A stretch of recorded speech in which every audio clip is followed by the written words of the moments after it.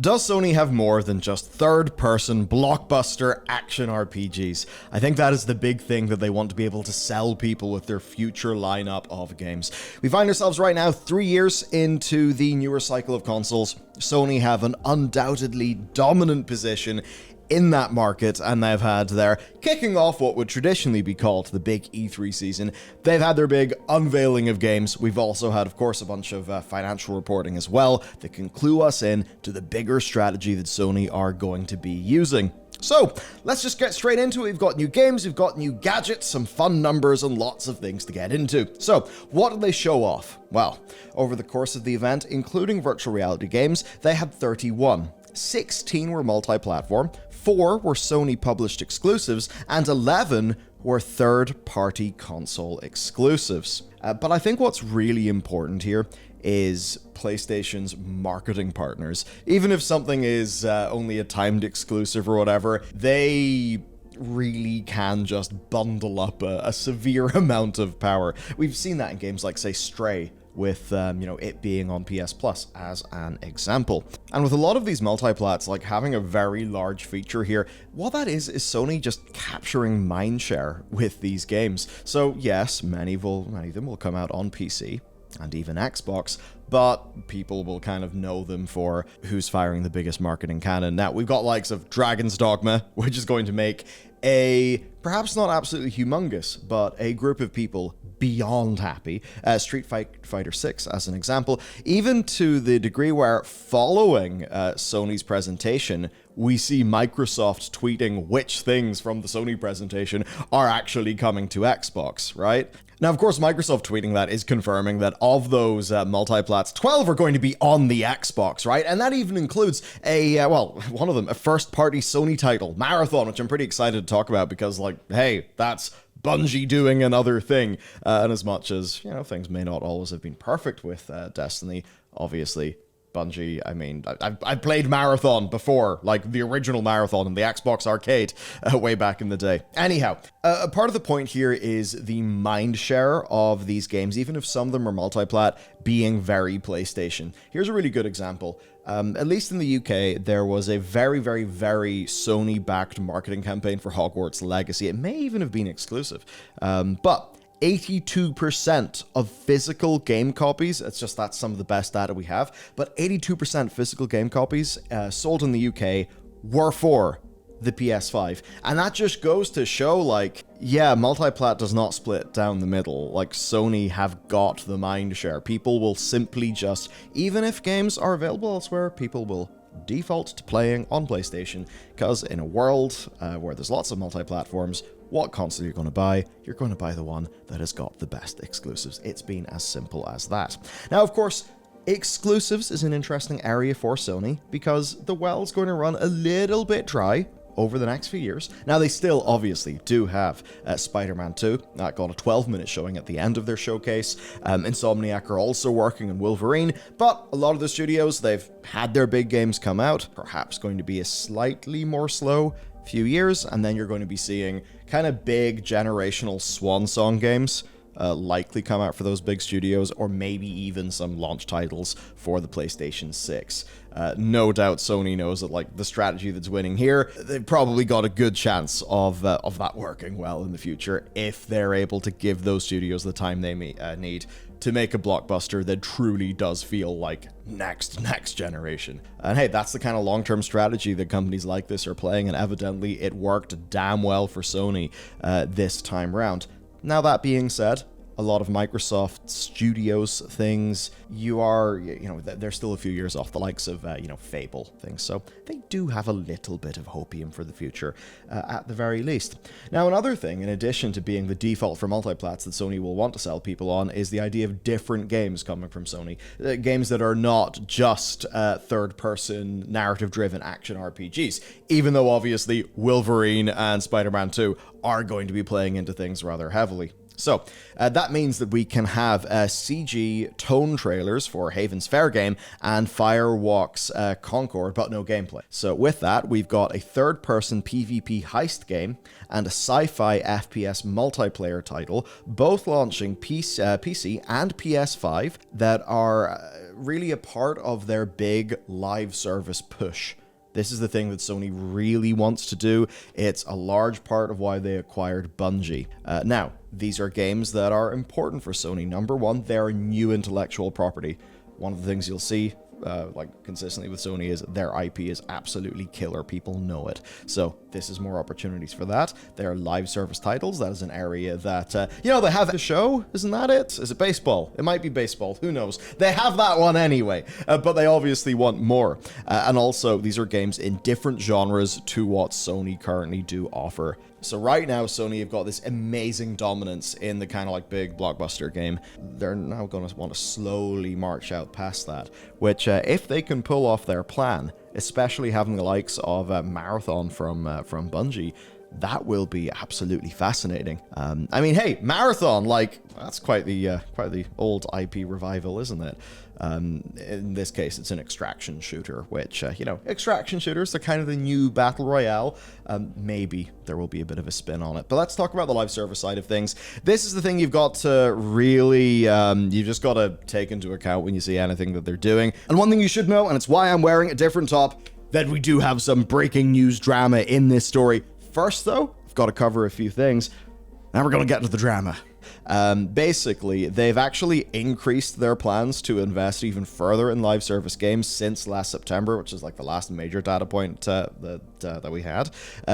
We're now looking at 55% of their investment in fiscal year 2025 and 60% of investment by fiscal year 25. So rather humongous quantities of money are going to be going into this. And this is even with the alleged closure of projects at Deviation and Final Strike Games. Even with those going, they're actually still claiming to have 12 live service projects in development. Now, with an added reveal then from Herman Hulst that their live service capabilities have been supercharged in the last year thanks to Bungie. He was recently doing some talking, in this case captured by Video Games Chronicle.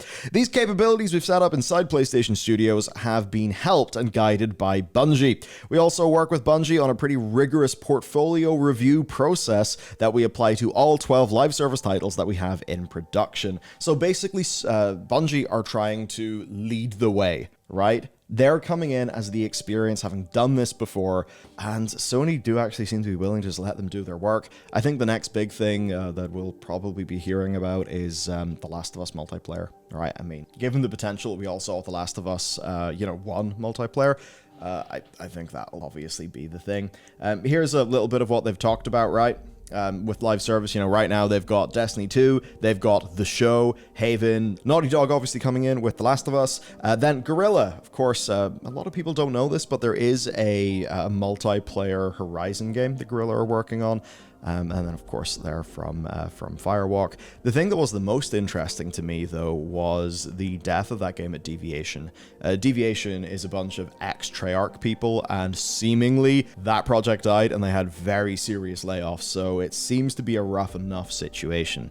Now, there is a mention in this of release cadence to maximize publishing capabilities on and off console, so I think that's kind of noteworthy, and we're really seeing that their live service titles are going to be on both the PlayStation 5 and the PC platform, which in a way is Sony also just, I mean, come on, they're taking the fight to Windows. They are fighting Xbox on the Windows operating system, right? So again, Microsoft, it's interesting. Microsoft recently, they took some L's, obviously, with Redfall. I saw a lot of, commiserations, a lot of wishing them the best. I also saw some talk of people internally at Microsoft wishing for more of a fighting spirit from Phil, rather than the, it's fine, we're Microsoft. We have all the guns and all the money. We will keep on going with our plan.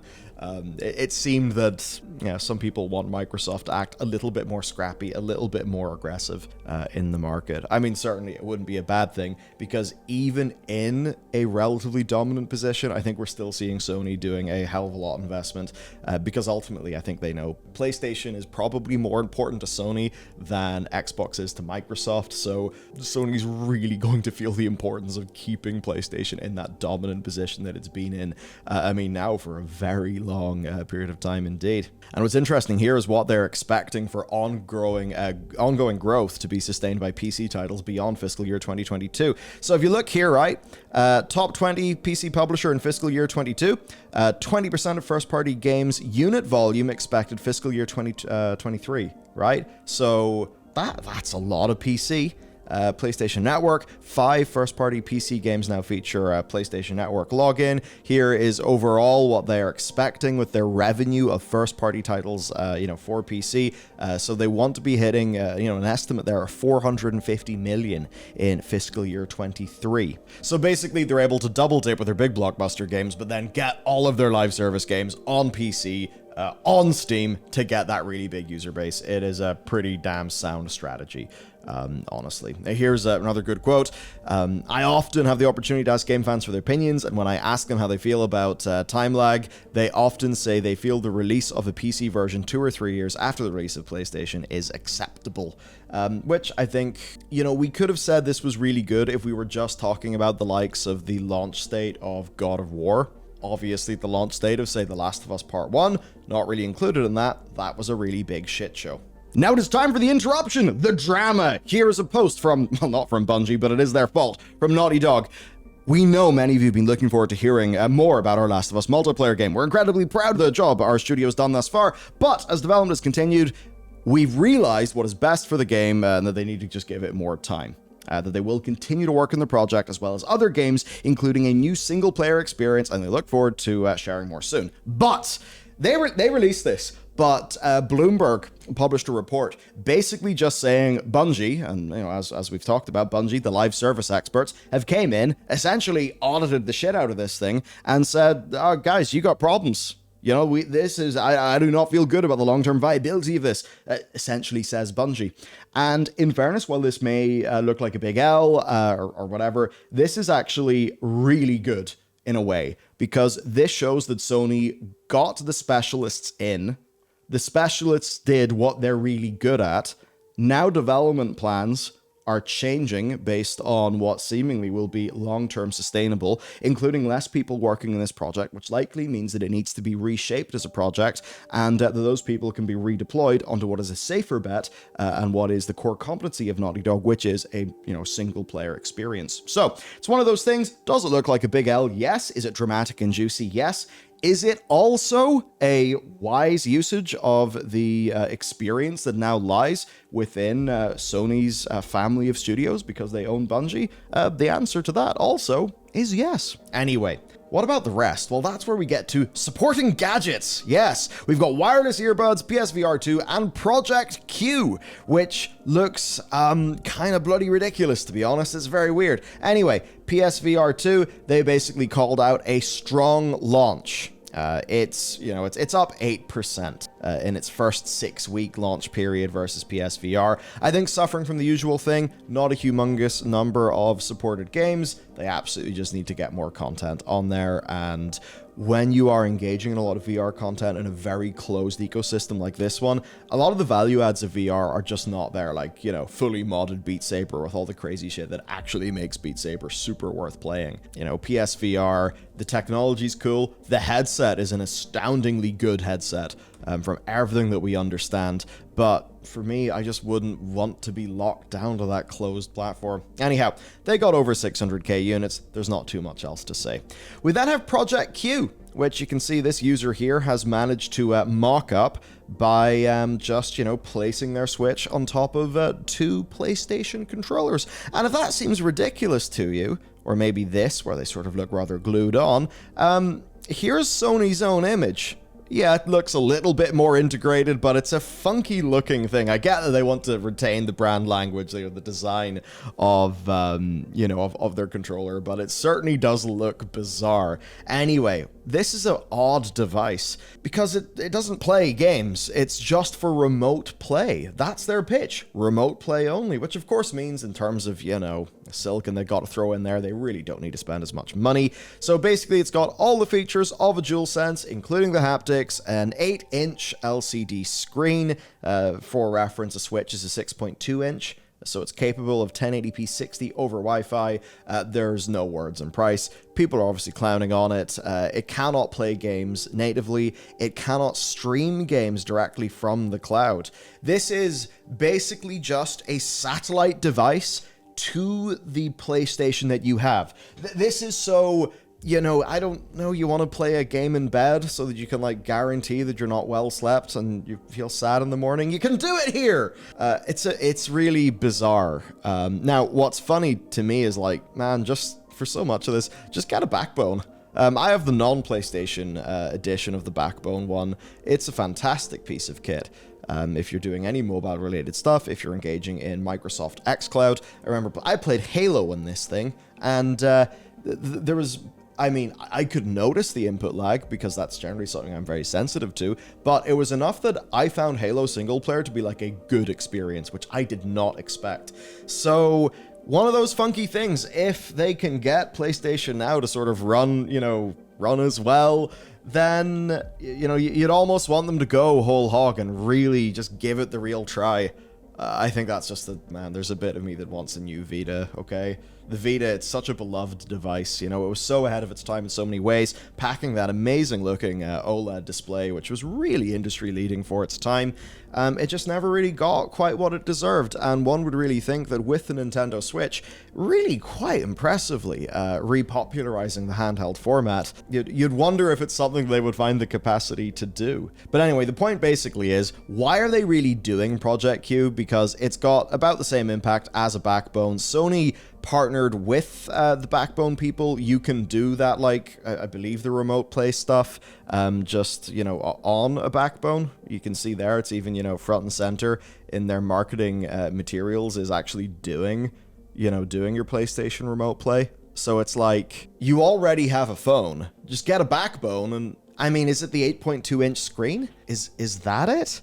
It's odd, because like Sony have recently made a pretty big deal of how they're meant to be overhauling their cloud gaming efforts, but as it actually turns out, most of the PlayStation audience are not willing to shell out for cloud gaming tools, because we now have a breakdown of who's on PS Plus. So this is the chart, the big breakdown of PS Plus subscribers. So you can see here, now, PS Plus is absolutely humongous, but, you know, 30% is the breakdown of people on a more premium form of PS Plus. So you got the standard PS Plus, you know, you get the games you can redeem, you can play multiplayer, you know, with other people, do all that jazz. But the version of it that's like a bit of a Game Pass competitor, you're dealing with 6.1 million people on the extra subscription and 8 million on the premium subscription as of this March is when that data was sampled for. So it actually means that 70% of the PS Plus audience are not interested in more than the base level. And the thing to understand here is that the premium tier is where the cloud gaming benefits go in. So right now, only 17% of the PS5 audience even have access to the cloud streaming tech that, you know, previously is what we called PS Now.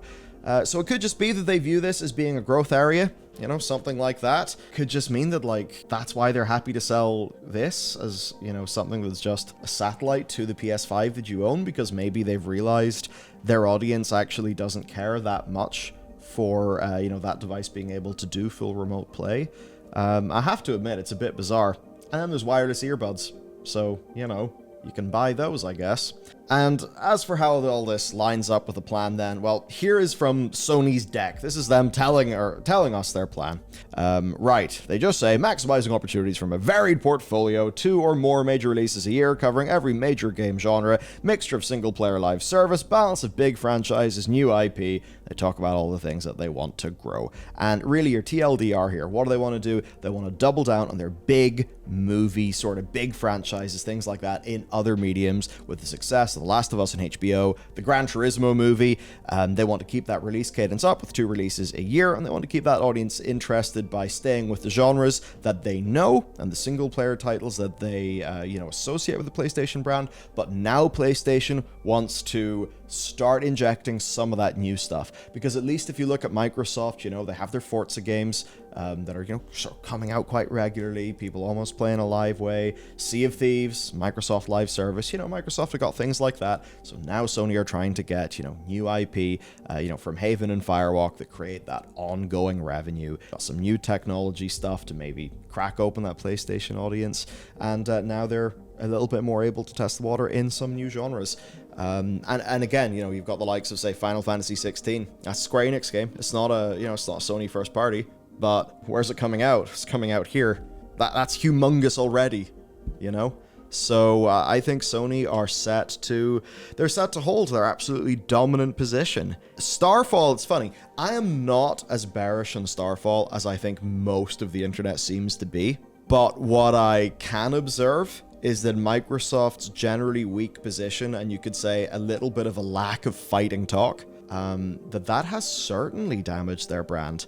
It means that when people look to the future, they discount Microsoft's offerings. You know, so I think that right now people are probably undervaluing. And, you know, who knows? I could eat my words, and I would be sad to, because I would love it if Starfield is a fantastic game. But I do think that people are probably discounting it. But ultimately, that's what Sony have successfully done. By releasing bloody brilliant games, got that perception that, like, their stuff is worth more. Whenever Sony says, hey, there's a game coming, you have a higher chance of believing in Sony than you do Microsoft, because Sony, so far, have not been willing to take the piss on the PS5. Last of Us Part 1 remaster obviously should not have came out on PC when it did. We all know this.